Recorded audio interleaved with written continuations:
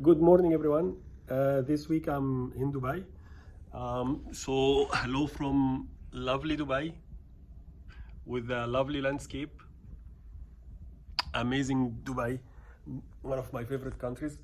And let's start by saying thank you very much for the best wishes for my birthday. I appreciate all the comments I got. Thank you, thank you, thank you. All right, let's start by a small recap on last week.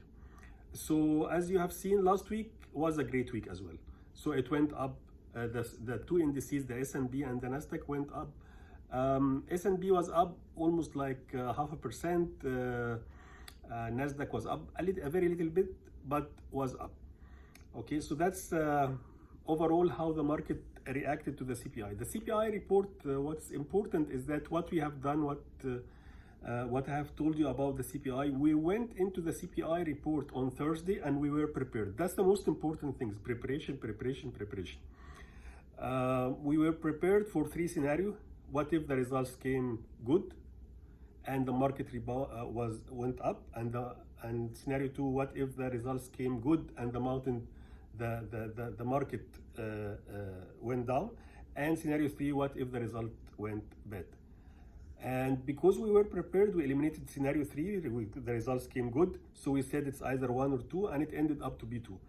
And that's what I was expecting, as I mentioned last time, because it was too good to be true that we increased all this way throughout the year, and then we increase again after the CPI.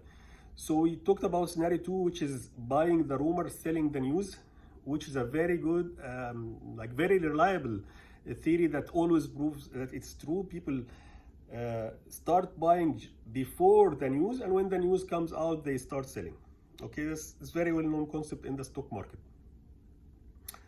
So the good thing is that we were prepared, we knew what we are going to do, and that's what's important, that you don't get panic when you see that something is not expected. The prices went down with a good CPI report. It's unexpected, and if you are not prepared with this scenario, you don't know what you are going to do. Are you going to sell? Are you going to hold on? Is it temporary? Is it going to continue? If you are not prepared, you are going to panic. And if you are panicking, you are not going to know what you are going to do.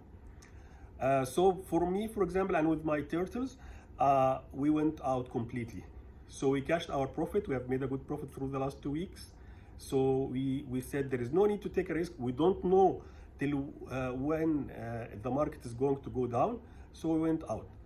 And one of you can tell me, what if the market rebounded and went up? No problem. We'll go back again. There is no problem at all. We go back again. So we sold on Thursday, and we said that we are going to wait Friday to see the direction, and then next week we are going to be in, inshallah. So that's about last week and the importance of being prepared. Now, what do we read from the CPI report, and what's going to happen throughout the next days and weeks? The CPI reports came very good, 3% versus 3.1% expectation. So it was a very good report. So the expectation is that it's gonna continue to go up. The market is going to continue to go up. Now, we have to note that the market went up by almost 24% in the Nasdaq and almost 18% in the S&P. So it's already went very high. It's one of the best years that we had. Okay, it's considered one of the best years in history. 24% in 6 months and 18% in 6 months. That's really one of the best years. Is it going to continue? I think it's too good to be true as well. So that's why we prepared several scenarios, and we said that we have two theories, and today I will add a third theory to it. So the first theory that we said last time is that we said that what happened before is that the mega cap, which were responsible for the increase in the stock market, the market was very concentrated in the mega cap, and this is going to continue to go. All right, so that's the first theory. And we said the theory number two, that there is gonna happen a rotation from the mega cap to the small cap. And theory number three, which I'm gonna add today, is a combination of both. Why not? So the market is the mega cap is going to continue going up, and also the small cap is going to rebound and go up. Maybe it will happen. So I will just add to it scenario 3. Now, what did we see last week? We saw a good rotation from the mega cap to the small cap. So how do we know? Look at the S&P equal weight index. Okay, if you type S&P equal weight index, you'll see what happened. It went up by 3%. So the S&P went up by 0.5% last week. The S&P equal weight went up by 3%, which means what? The majority of the companies went up. Let's look at the Russell. The Russell year to date has made 7% versus the 18 and the 24 that we talked about for the S&P and for the Nasdaq. Make only 7% this year.